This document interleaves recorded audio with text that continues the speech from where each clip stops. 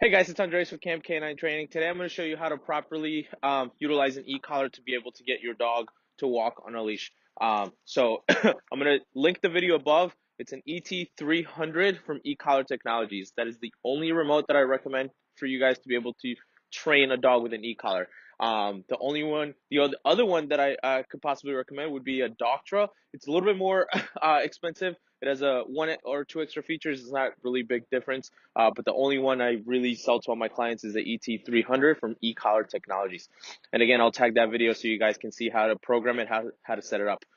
Once you guys have the e-collar with you, we want to make sure that the collar is nice and high up on the neck. The box is somewhere on the bottom to the other bottom side of the ear, and that the attachment point is at the highest point of the neck, right behind the ears. It does me no good to have an attachment point lower on the neck or even to have a harness, right? So very important to have a collar nice and snug, nice and high, attachment point right behind the ears. The first thing that we're going to do is we're going to find the working level. That's what we call the informational level. So that's where we can initially find the dog's response. Now, every dog is going to be completely different, right? And what I want you guys to do is to find that by just going one click, two click, three click, four click, five click, six, until you get a physical response. So Maisie here is going to be helping us today. You're going to hear a tone box. This tone box, every time you hear it, that's me clicking the remote and trying to find her informational level. Now, because the tone has a sound to it, I don't want you to see when she hears it. I want you to see the physical response. So there's going to be a difference in each one, right? So we're going to look at her, and then we're going to start turning the remote on. We're going to do one click, two click, three click, all the way until we get a physical response, right? Right here, you can see that she's turning around to be able to figure out where that's coming from. It's not the sound. I could see the physical reaction here, right? And it's movement on her neck. So we're going to try that again here. There you go. And then it ends up being a 15. I just want the slightest kind of reaction. So even on that last one, she backed up and it seemed to be a little bit too much. We're going to bring it down to a 12. That's where she feels the remote. Now, that's for this dog right now in this environment. If she sees a squirrel, her number, her loading is going to go through the roof, which means her number is going to go up. So one of the biggest things that, that I want you guys to remember when working with an e-collar is that the number never matters. It's going to change every single time we do an exercise, right? The goal with an e-collar is not, is my dog really high? Is my dog really low? My dog must be really bad because he works at a very high level. It doesn't matter what the number is on the remote. What matters is how much turning the wheel stops the behavior. That's all that I care about, right? If you can control a dog's loading by stopping the smelling, by stopping the pulling, the number is lower, right? I'm not looking again for a really high number, for a really low number. I'm just looking for one solid number. That means we've achieved loading control. So the first thing that I'm going to do with Maisie here is I'm going to stop the smelling, right? So every time she's pulling, every time she's smelling, I'm going to give her a little bit of information. When we're working with information, it's several clicks. Tap, tap, tap, tap, tap. 4, 5, 6, 7, 8 clicks. If I'm doing a correction, we go through the reward correction process, which is no, correct, recommand, yes, reward. At the beginning aspects of things, I just want to give her information. Later on, we can move into corrections. But again, 9 times out of 10, I want to use the e-collar to be able to give information. All right, so we're going to get started here. We're going to stop the pulling. We're going to stop the smelling. And then we're going to teach the climb. All right? Come on, Mason.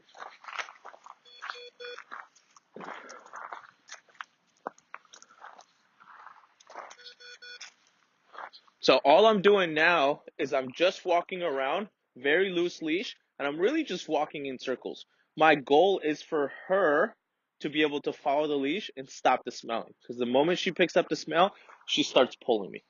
So the rules on the walk, right, like we've talked before, if you're on a leash, you're not going to smell. Because smelling means they're giving you the middle finger. They find the smell a whole lot more interesting than you.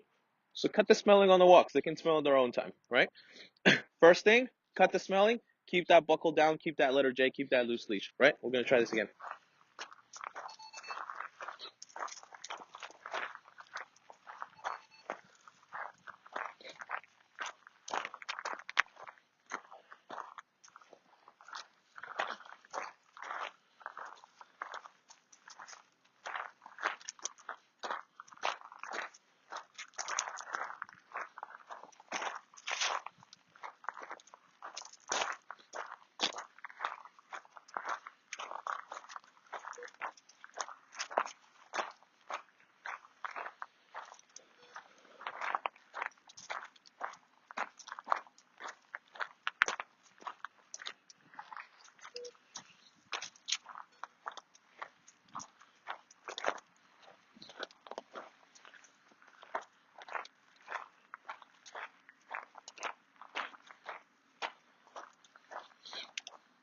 Perfect.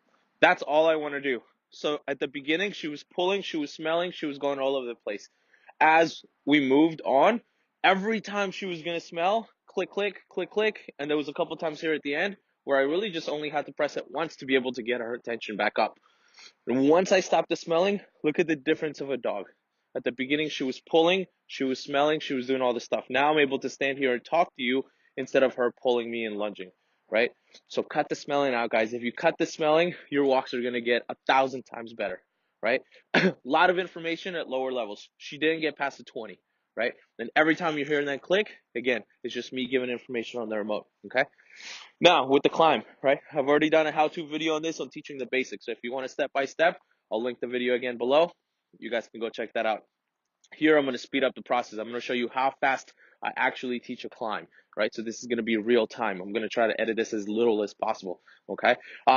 Again, all dogs walk on my left. Body positioning, leash positioning is going to help a lot, right? So left foot before the climb, right foot after the climb, guide with the leash, guide with your body.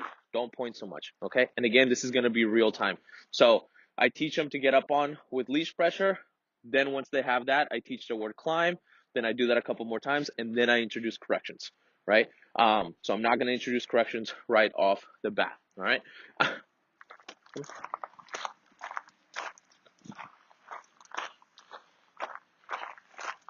Beautiful. Right.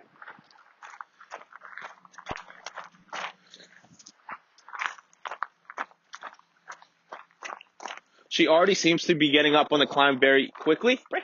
So we're going to introduce the command right away, right? There's some dogs that like to lock up, some that don't. So we just do it right now. Climb. Yes. Right. Yours. Climb. Yes. Right.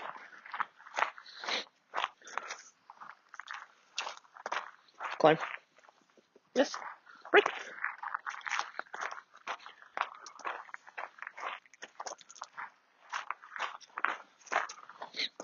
Climb.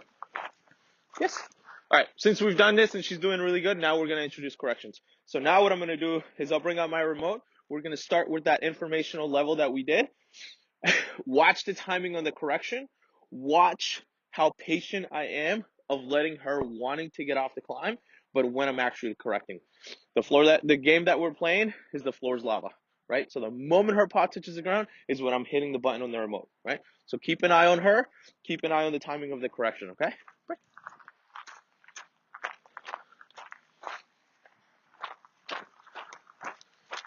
Climb. Yes. Nope. Climb. Yes.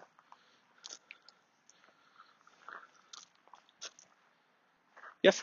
She made the decision to come back in. So you notice the hesitation. I wasn't like, wait, don't go. Let the dog make the decision. If you don't let the dog make the decision, and look, she's thinking about it right now. She lays down. It's my job to reward. Let the dog make the decision, guys. I can't stress that enough. Uh, Almost every single go home lesson that I have, people grab the leash and they're blocking the dog for them not to get off. They're blocking the dog because of the distraction behind them. Don't block them because then they're not going to learn. Let them make the decision for them to get on. Let them make the decision to get off. Because if they get to the edge and you correct them, now they got corrected for staying on and they're also getting corrected for getting off. But if they get to the edge and they're like, nope, never mind, I'm just going to sit back down, then it allows us to reward, right? And then we can issue more rewards and less corrections, right?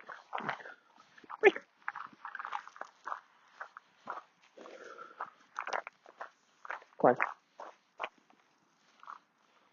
Nope. Yes. So you could see there was a little bit of hesitation and she touched the corner on the side. She put her paw on there. So immediately I gave her correction on the remote. And it's the same reward correction process, right? No, correct, climb, yes, reward. It's just really fast. Just be patient as well, right? Now we're going to start working on a little bit of distance, right? So what I love about the e-collar is that I can go from a 6-foot lead, which is usually what I do lessons with, to a 15-foot lead or to a 30-foot lead very quickly. And I don't have to have a lot of leash management. And I can start building distance where I can start, nope, climb, where I can start building a lot of distance, right? And it starts helping us work on distance, duration, distraction, improvement. Yes. Perfect. Yes.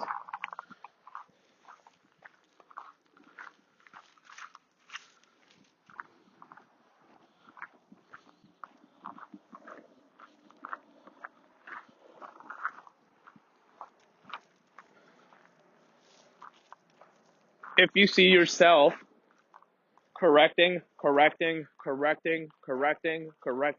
and the dog is not making any changes, the dog still is getting off the climb, it means you're not motivating properly.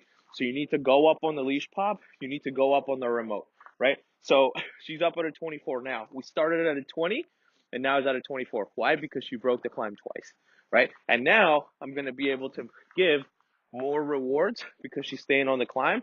And very quickly, I've been able to get out to a 15-foot lead, and she's still staying on there, right? And again, if you guys remember from the first video, it's distance, duration, distraction, and proofing. So distance, we went from 6 feet to 15 feet. Duration, we can count to 10, 15, 20 seconds. Distractions is going to be me going around the climb, doing 180s and doing 360s, right? She stays. Again, my job to say yes and reward. And then proofing is something we do day 2, day 3 after they've learned the climb. We don't want to give too much information too soon. So tomorrow, day after that, I'd bring my guys out and we'd play fetch. We'd have some food here. We'd have some toys, and we create a little bit more distraction. That would be proofing. If you're doing this at home, proofing would be putting their food or their breakfast right outside of the climb. Proofing would be ringing the doorbell, having the kids come over, having the neighbors come over, having the FedEx guy or pizza guy kind of come over, right? So all those are proofing aspects, because it's great that my dog can hold a climb, but it doesn't do me any good if they can't hold the other distractions. So proofing is going to be that aspect, right? So this is pretty much my lesson. This is how I introduce an e-collar. This is how I introduce healing and climb. Um, so you guys get an idea of how quickly you can make changes by utilizing low level intensity. We can use high level working levels, but I only use those for things that can hurt a dog, kill a dog, or cost me a lot of money.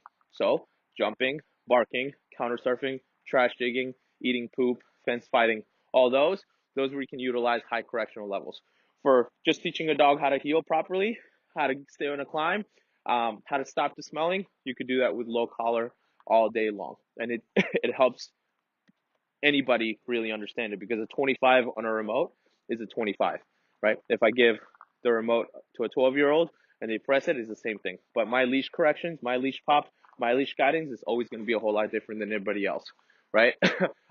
So one of the reasons why I love e-collar so much. So just to show you, give you guys a little insight on how I do training. Hope you guys enjoyed it. See you guys next time.